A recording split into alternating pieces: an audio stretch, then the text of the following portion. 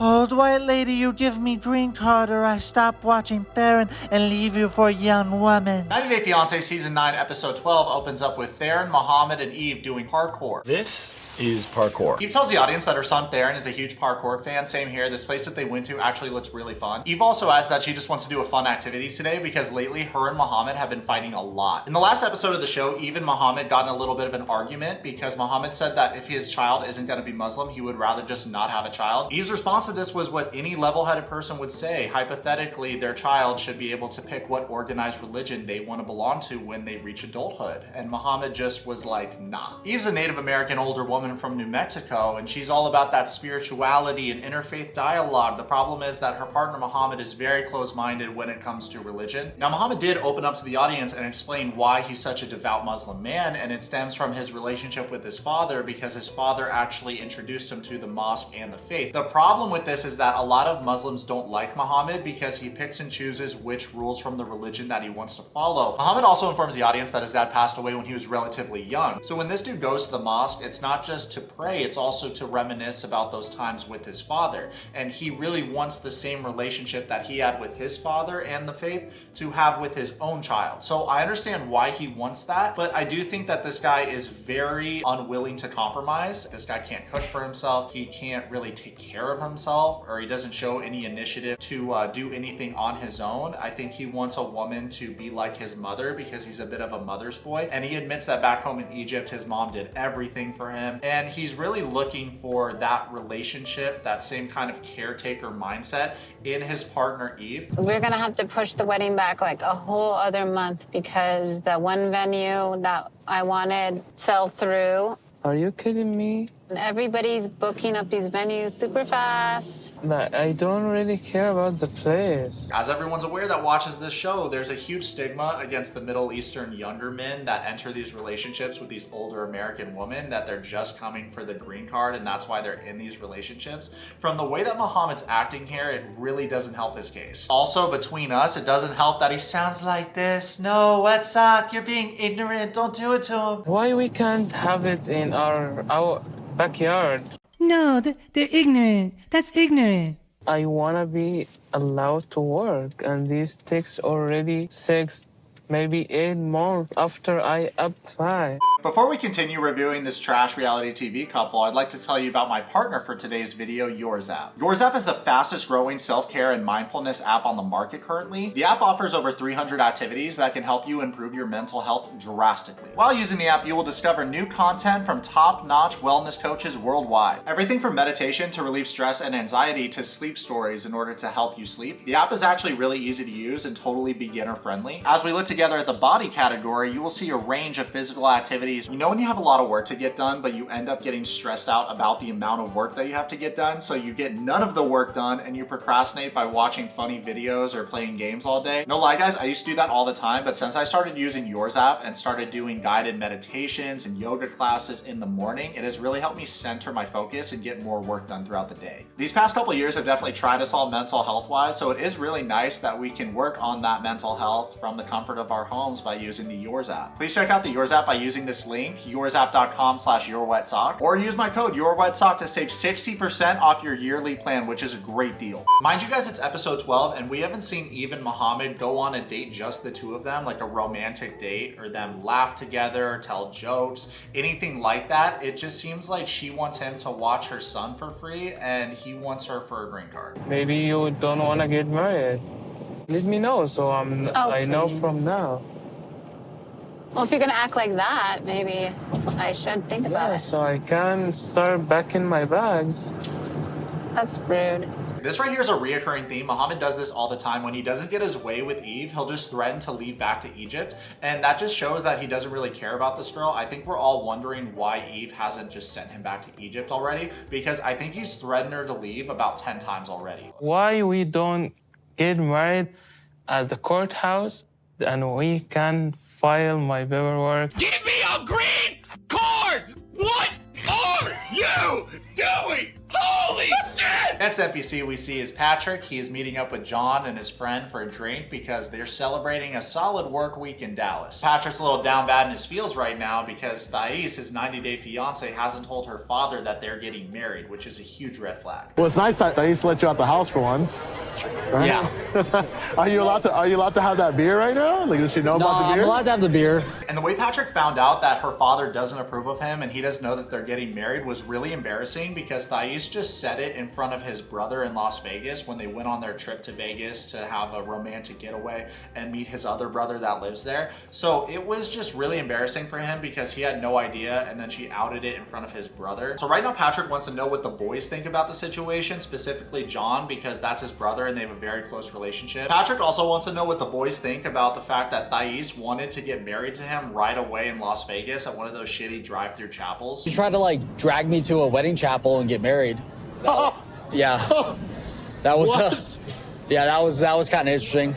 That's very interesting. I was in jeans and I was like, yeah, that's how you marry a stripper. This is the second time this dude has said this, that this is where you marry a stripper. Let's use our brains here, bud. If you're clearing $1,000+ daily in cash, I highly doubt you're getting married at that walk-in chapel in Las Vegas. This Steve from Minecraft looking motherfucker really needs to work on his views of women and SWs in general because he sounds hella ignorant. When she met like Matt and Carlos, I found out that she hasn't even told her dad that like we're getting married.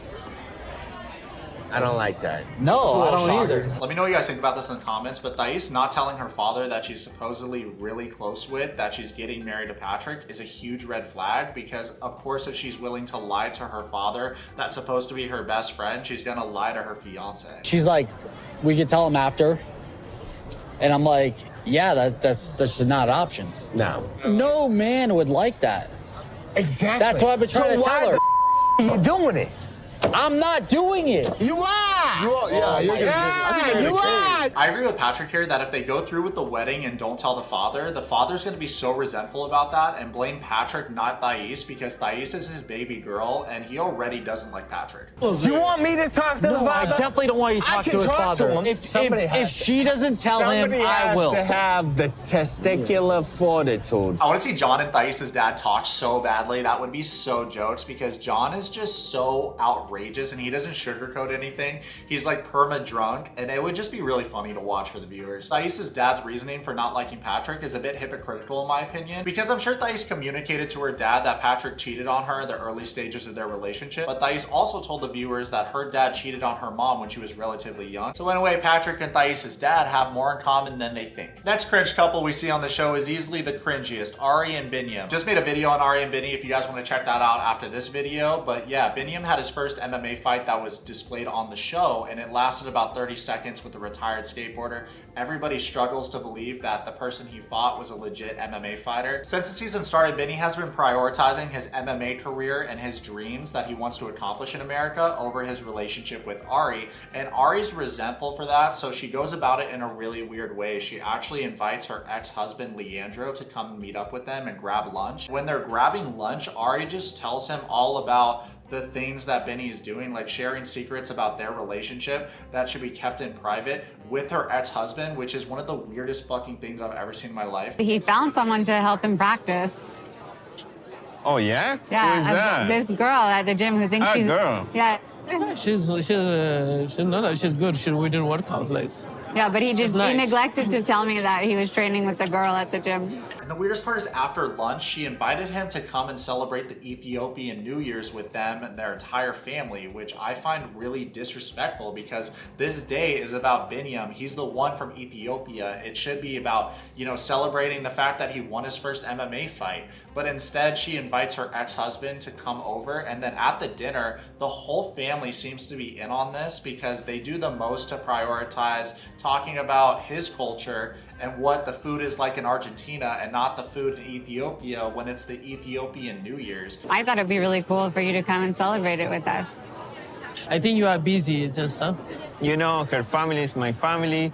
So, yes, I'd like to participate. So right away, it's obvious that this girl loves drama and loves to punish Binny. So right now, what's happening is Leandro, her ex-husband's coming over to help her go wedding dress shopping, which is incredibly disrespectful to her fiance that she's planning on marrying. How you doing, boy? I'm not happy. He's spending time together with Ari. Where is Ari? El cringe. So next thing you know, Ari comes out and says that she's been feeling really sick lately and groggy and doesn't feel like going wedding dress shopping. Leandro then is like, oh, you're feeling sick. When's the last time you had your period? Insinuating that she could be knocked up by Binny again. And when this happened, I'm not even gonna front, I thought that she was pregnant by Leandro's kid because that'd be a great plot twist. When was the last time you got your period? When Leandro says this, Binny is straight up like, hey, I really don't feel comfortable with you insinuating that, you know, my girl's pregnant or talking about this subject. And Leandro just keeps pressing, you know, his buttons and pushing it because Ari instigates that behavior from him. So Ari's freaking out like, oh my God, am I pregnant again? And Binny wants to go get a test. The problem is that he can't drive. So him and Leandro have to go together to go get a pregnancy test, which is awkward. And while in the car, they have a conversation about how many kids they want. How many kids would you like to have? If I have 10 baby, I'm happy. How many? 10 baby. 10 babies? Yeah. Wow. I don't think Ari wants 10 babies. If the cameras weren't rolling, I think Binny would have punched out Leandro, but because the cameras are rolling, he just swallows this disrespect and answers, well, I guess we'll verify it with Ari. They get the test, they go back, they verify it with Ari. She does not want 10 kids. She thinks that her and Binny are on completely different pages. Leandro, the fifth Ninja Turtle, needs to stop involving himself in this relationship. It's mad weird. If you think about it, him and Ari don't have a kid together, they don't co-parent, so there's no reason for him to still be in the picture. Looks like my ex-husband knows me better than my future husband. I'm just kidding. From Ari constantly wanting to put her ex in the picture, it just seems like she wants a poly relationship with both Leandro and Binny. And Binny, like any level-headed person, is obviously not about it. Ari says, we disagree on fundamental things, like having 10 kids is such a deal breaker. Yeah, that's crazy. Maybe you should have thought of that before you let him come inside of you in Ethiopia and gave the bill to your parents for that. So this whole segment on the episode, they build up that Ari could potentially be pregnant. She goes and takes the pregnancy test. Turns out she's not pregnant. And we're just all like, did you just use this as an excuse to put Binny in another uncomfortable situation with your ex? Probably, but it wasted everybody's time because she wasn't even pregnant. And it's like, you did this for what? The only good news is that Leandro didn't end up going wedding dress shopping with Ari and instead caught a flight back to his home state. So he's finally out of Binny's life for now. Next NPCs on the show that we see are Kara and Guillermo. Kara is a 29-year-old girl from Charlottesville that makes balloon arrangements and is also a real estate agent. And her 90-day fiance, Guillermo, is a 23-year-old kid from Venezuela. I call him a kid because he gets really irritable when people refer to him as a kid or make him feel like he's a child. How do you feel about getting married? How old are you? 23. 23. Are you ready? What do you think? Like, why? Look how pressed he was. You guys see what I'm saying? Like, he gets really mad when Kara or her friends or anybody actually refers to him as a kid. So I just called him a kid for jokes because in most parts on the show, he's actually more mature than Kara. I was a disaster, personally. 23. Yeah, but in some way, I'm not a disaster, you know? Like, I have been through many things in life and... Can someone get Guillermo a Happy Meal or something? The sad news actually is that recently Guillermo's older brother passed away and Kara took him to the rodeo in an attempt to cheer him up, and he greatly appreciated that because he doesn't want to be in the house right now. Nothing says America like the rodeo. I'll tell you what, I've been to the rodeo in Las Vegas at the South Point Hotel like 4 times, and it is the nicest crowd I've ever been a part of my entire life has been the rodeo crowd. Everyone's a pleasure. People say please and thank you, open the door for ladies. This is not my first rodeo because in Venezuela we have something that is a little bit similar. Los toros coleados for us is like really important, and actually I have family that they are really good in toros coleados. Guillermo goes on to explain that in this event, 5 male or female cowboys chase a bull and try to rope its tail and then flip it. But is the bull okay? Probably not. A couple years back, I actually visited one of my cousins in Siena, Italy, and went to a horse race called the Palio. You guys should definitely Google it and try to get tickets. It should be on everybody's bucket list because that was the funnest horse race I've ever been to in my entire life. This particular race dates back to medieval times. It's very fun because every neighborhood will have their own horse and jockey, and it's very competitive. It's not like the Kentucky Derby with all the rules. These jockeys beat the shit out of each other. Kara and Guillermo have a great time at the rodeo. They go to the concession stand to get some nachos. They start eating, watching the rodeo, talking about their wedding plans. This dude's super pumped to become American. He even admits that when he hears the national anthem, he's very moved by it. I mean, it almost made me cry in some way because it's good, it's strong, and I'm just proud to be with you. Here in America, America and makes me feel good and makes me feel that I'm in the right place. Me too. Facts. Francis Scott Key wrote an absolute ripper. Overall summary of this couple is that they're a little bit boring because they don't have a lot to fight about, and out of all the couples, they seem like they're the most likely to end up getting married in the 90 days. The only thing that they really fight about is one, money issues, and then two, Kara often refers to herself as a cougar. I mean, he was 21. It's definitely legal.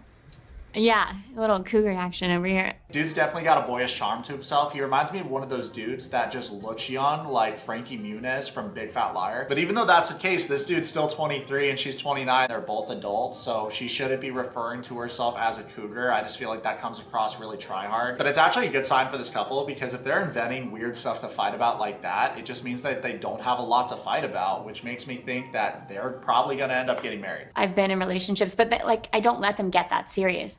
And so I think before I was like a little bit rough and tough, not letting people in, and Guillermo has just nestled his little way right into my heart and made me soft. Besides, they don't have the added stress of having children together like the majority of the other couples on this season. Side note, you might have noticed that I'm not talking about Jabri and Miona, and I'm not really planning to because it was exposed that they're already married, so they shouldn't be on 90 Day Fiancé in the first place, so I'm just gonna skip over their entire segment. Next couple we see is Bilal and Shai. Right now he's throwing himself a little bit of a pity party on the bed because she hasn't agreed to sign the prenup yet. You could feel the tension and the energy is quite sour. Since this girl touched down to America from Trinidad, Bilal has been acting very passively aggressive towards her. He has been testing the fuck out of her and doing the most to make her be perceived as a gold digger. The bad news about their segment is that Shai recently made an Instagram post that I hard disagree with. For as long as I've known Bilal, he has been very sweet, caring, sensitive, kind-hearted soul who gives me whatever I want.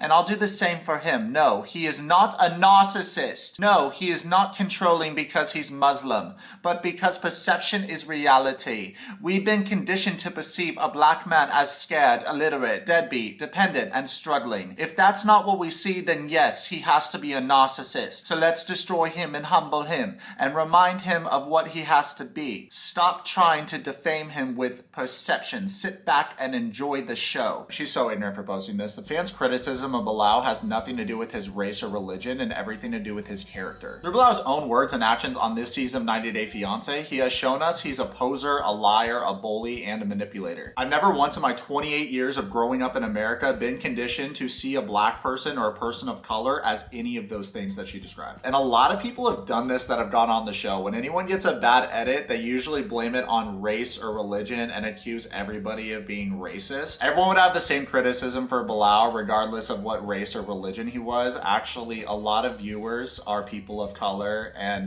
Muslims on my channel and on 90 Day Fiancé in general because it's globally popular. What this girl fails to realize is when you make false accusations about race and religion, you're actually hurting the members of those communities, because if there is a real case of Islamophobia or racism, people are going to be less likely to believe it because they're actually going to question the legitimacy of those claims. The fans are really disappointed with Shai because they were coming from a place of actually wanting to improve this girl's life and relationship, because on the show, Bilal treats her lesser than and makes it so that she constantly has to prove herself to be worthy of him, when the fans just expressed that they want it to be more equal in the relationship and for him to stop being toxic and fix a lot of his character flaws.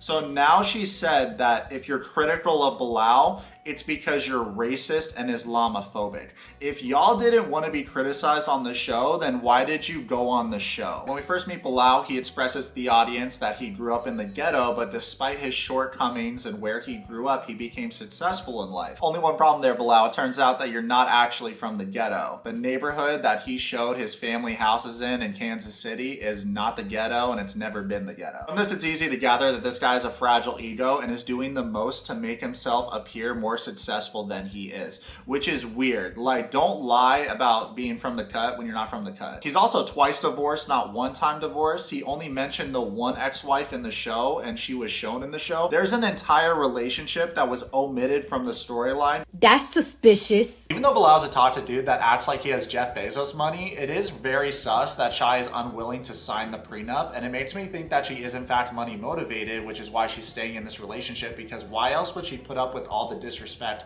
not only from Bilal, but even from his ex-wife, and we're gonna get to that later in the video. Bilal had only mentioned the idea of a prenuptial agreement, And I was adamant that it was not for me. And we didn't speak about it again. Tell them to bring me my money. So Shai Bilal and his kids go outside to rip a yoga class. Everyone seems to be enjoying themselves except for Bilal. He's on his Eeyore from Winnie the Pooh vibe right now. When things stress me out, when you stress me out, I like to get away. A positive thing to say about this dude is that he's done well for himself and he should be proud of his accomplishments, but to give him a piece of advice, no one cares about your money more than you do. Many fans of the show find this dude hypocritical because he's constantly testing Shai and questioning her intentions when he's been caught in a lie multiple times on the show. The fans not liking Bilal has nothing to do with the fact that he's black and a Muslim man and has everything to do with the fact that he's manipulative, calculating, and unauthentic. And to build up on what I just said, the most popular and warmly recepted man from this season of the show is Kobe, who is another black man on the show. You know why fans like him so much? Because he's authentic and he has a positive attitude. We don't give a fuck how much money is in his account. And that's a real problem I'm seeing with Bilal, is that he makes every conversation topic and his whole personality is money and testing people, which isn't fun to watch. Also, people can't really call Shai a gold digger when Bilal set that narrative for himself that he had money from the minute he touched down in Trinidad because he brought a Louis suitcase and was wearing all branded clothes. For the last couple episodes, Bilal's been looking at the audience and saying, right now, we are not ready to walk down the aisle. As long as you keep making the most interesting part of your personality money, you're never going to attract an equal partner that's gonna love you for you. Cutting over to Thais cooking. It's the first time that we've seen her whip it up on the show, and we also get a good look at the house that she thinks is too small. She's also high-key annoyed because sister is used to getting her way with Patrick, and Patrick isn't dropping the fact that she hasn't told her dad yet because he really wants her to tell her dad before they get married. You cooking? Yes. Cooking. For dinner for Patrick? Yeah? What you make? Stroganoff. Oh. He's from Brazil. Actually, I'm pretty sure Stroganoff is from Russia, but hey, we already crippled their economy. We might as well steal their recipes too. Get shit on! Your father doesn't know that you're getting married? Yes. Does he? No. No, he doesn't. Does he know?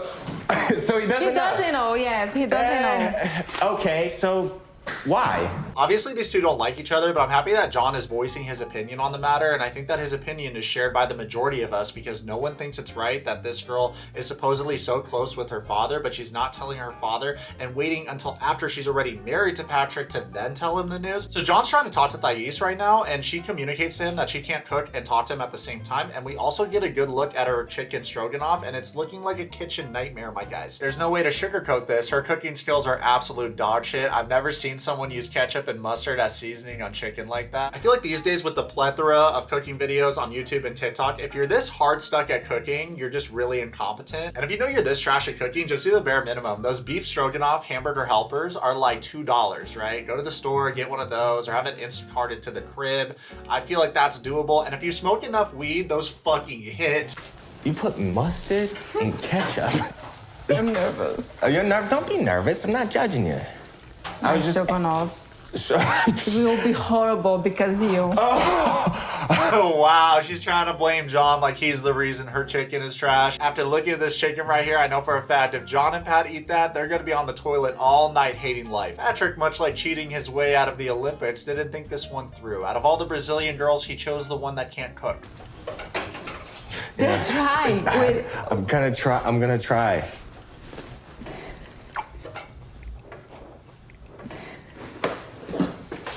It's so good. I actually thought it was nice of John to just quietly spit the chicken out in the trash can and not tell her to her face how trash it was, but the problem with this is that his brother's gonna find out the hard way. Hello, I'm home. Right, sister? Hey!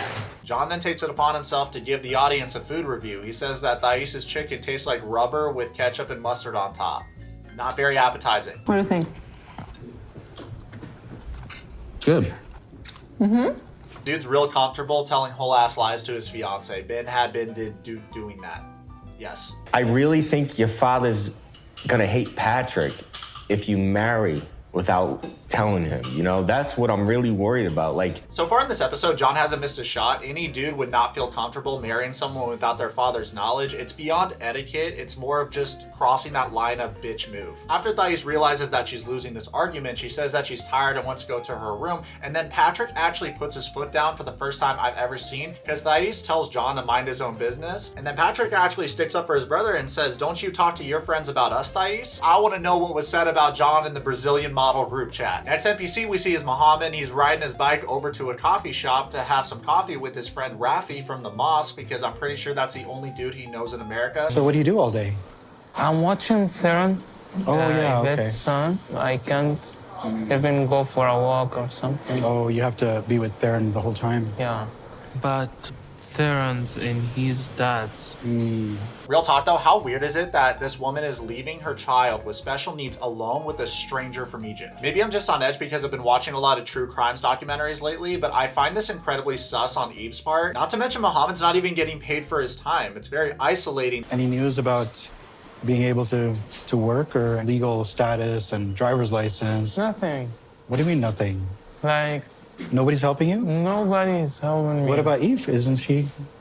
No one freaking step. Oh, goodness. Oh, that's rough. I don't know if anyone has experience working with kids with special needs. I did, because I used to do a charity called Miracle League in Las Vegas. I think I mentioned that in the last video. But here's the thing. I volunteered my time on the weekends for only a couple hours. This guy has to watch this kid every single day for a long period of time, like probably the whole day, while she's out giving these massages. He's isolated. He doesn't know anyone. And that job is something that a professional should do. Like, that's something that professionals get paid for. Mohamed is not a special education teacher or a speech and language practitioner. This is a gym rat from Egypt that's 25 years old. Is he toxic and closed-minded and a hypocrite with matters concerning his own faith? Absolutely. However, since this dude touched down to America, Yve has prioritized her work, her friends, and treated him like the help. For me, it was more important if we got married sooner, and I applied sooner, because she knows that there is a backlog and I will already be waiting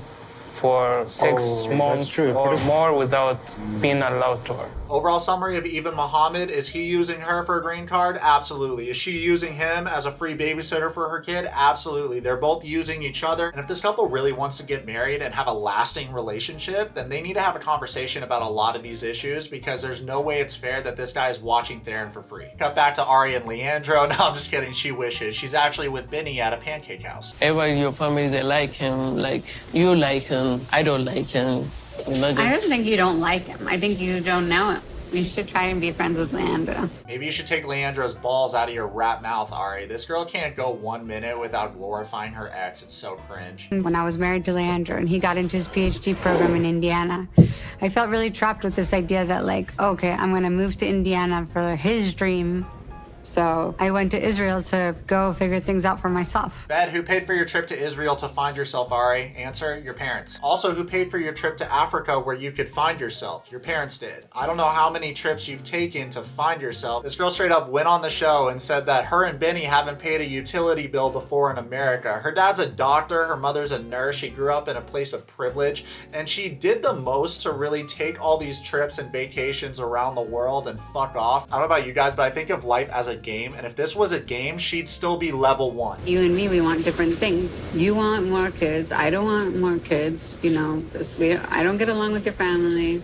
You're not happy about Leandro. If you wanted to work and have your own identity, you would have done it by now. It just seems like you always want to shift the responsibility over to Binny. And the only reason this couple's in America is because she was begging Binny to move back to America. So the minute they move back to America, she puts all this financial stress on this dude. Meanwhile, he was perfectly happy living in Ethiopia. But I do think that they really need to pick a struggle, because their entire segment on the show is like, we have no money, but Ari does the most to shout out all these different cosmetic surgeries that she's having on Instagram. You guys want to see my impression of Ari? I've been working on it all day. Oh, Binny, we have no money. Oh. So I don't know what Bilal has told you about me, but as far as what I can tell you about myself, I'm very stern when it comes to my kids.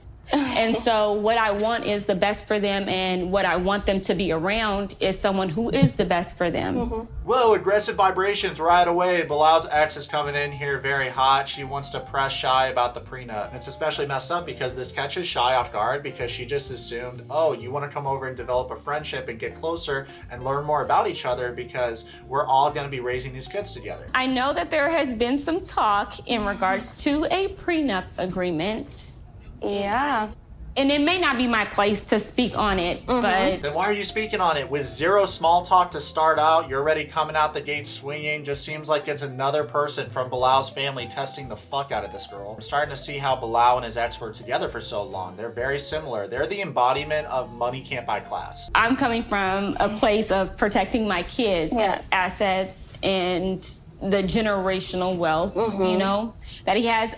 I have to know that, you know, you're not here for just what he has. Generational wealth is a stretch. This man is 42 years old with a house that's worth a couple $100 grand and a Mercedes. We don't know if he owns everything free and clear. So generational wealth, I don't know. From the way that this guy and his whole family acts, it's like you would think that this guy invented Spotify or something. And from the way he's acted on the show, I'm willing to bet that this guy doesn't have bands like that because rich people don't actually act like this. Shai goes on to explain to Bilal's ex that she has her own yoga studio in Trinidad. She's known in her community. She has made a great name for herself and is respected among her peers back there. And when she says this, I think the majority of us are just annoyed that she has to constantly defend herself because Bilal and his entire family have made this girl feel like she's just a rock that he picked up on the side of the road and she wasn't doing shit without him. Bilal and his ex are very confrontational and have this fault-finding ideology, which is incredibly off-putting, especially if you're on the receiving end of that, because in a conversation, you just feel like you have to always be on guard because they're looking for the holes in your armor. Weirdly enough, the ex-wife goes on to say that, I think I ruffled her feathers a little bit, and we're all just looking at each other like, nah, if anyone seems bothered, it's you, sis. Shai actually handled the situation with grace. Meanwhile, the ex-wife looked extremely bothered. I think the ex-wife is just threatened by Shai because Shai has mad skills, especially in the yoga department. And to be honest, if her and Bilal opened up their own yoga studio in Missouri, I think it would do really well. I feel like everybody's down to rip yoga sessions these days, especially with all the negativity going on in the world. A lot of people spend many hours sitting at their desk. I know I do because I edit videos, film, and then I play video games on the side. Cut back to John and Patrick. John was doing so good for himself, but then he said for Pat's bachelor party, he wants to get a bunch of hookers and strippers to show up at the party. And I'm just like, no, John, you were doing so good in this episode. We were all starting to like you, and then you had to say one more thing to try and disrespect Thais or go behind her back. Thais actually overhears the conversation. She doesn't understand everything that's being said, but she comes out and actually is confrontational about it and is like, what was being said? Patrick caves and tells Thais what John said, and she's cheering and she's overjoyed, like, this is my husband. The conversation ends with Thais basically telling Patrick that it's time for bed, and she commanded him, like, let's go to the room, we're going to sleep right now. And then John is in the background like, I'm gonna make sure that my brother's bachelor party is wicked awesome. John was like this close to growing on us, but then he had to ruin it at the end of the video, but that's okay. I mean, to be honest, all these people kind of suck. Also, spoiler, turns out that Emily is pregnant again. I guess dad has to pick up the check for that too. Good job, Emily. Way to be responsible. Good job, Kobe. Well, guys, I hope you enjoyed today's video. Comment below, subscribe. Let's be friends. Let's be friends. Follow me on Twitch and on Instagram right now.